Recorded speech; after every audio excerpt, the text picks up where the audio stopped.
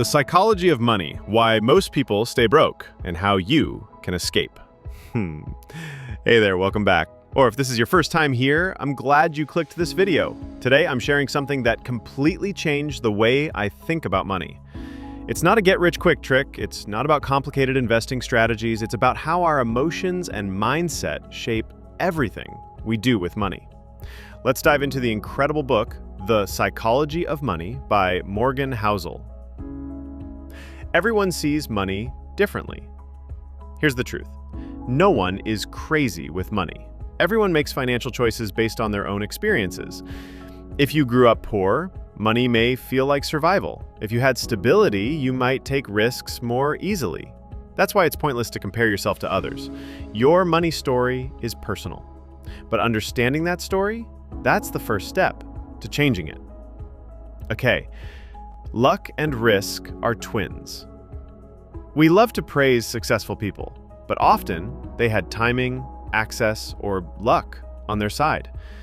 At the same time, people fail not always because they're lazy, but because they faced risks they couldn't control. The key takeaway? Be kind when you judge. Stay humble when you win. Stay grounded when you fail. Okay. Getting rich versus staying rich. Getting rich takes bold moves, but staying rich? That takes humility, fear, and patience. Morgan says, the most important part of every financial plan is to survive. Wealth doesn't grow if you're constantly taking big risks. So don't just play to win, play to keep playing. Okay? Save for no reason. Most people save money for a specific goal, a car, a vacation, retirement. But here's a powerful idea. Save money just to save it. Why? Because life is unpredictable. Emergency, opportunity, job loss. Cash gives you freedom, peace of mind, options. You don't need a reason to save. Saving is the reason. Wealth is what you don't see. You've probably seen someone with the fancy car, luxury clothes, and shiny watch, and maybe thought, they must be rich. But guess what? That's spending, not wealth. Wealth is invisible. It's the money you didn't spend. The investments, the savings, the freedom. So next time you feel the urge to impress others, remember, real wealth doesn't flex. It grows quietly. Okay. Reasonable, rational.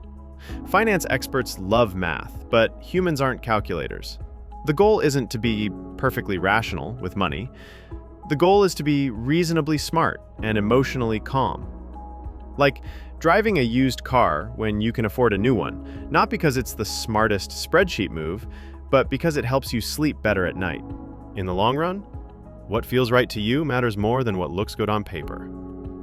Time is the most powerful force in money. Warren Buffett didn't become a billionaire just because he's smart. He became a billionaire because he started investing at the age of 10 and stayed invested for decades. It's not about how much you invest, it's about how long you invest. Time turns small, consistent effort into massive wealth. So don't wait to start big. Start small. Start now. And stay consistent. Behavior, intelligence. You don't need to be a genius to manage money. You need self-control, patience, discipline. Can you avoid panic when the stock market drops? Can you resist spending just to impress others? Can you stick to your plan when everyone else is chasing trends? If yes, you're already ahead.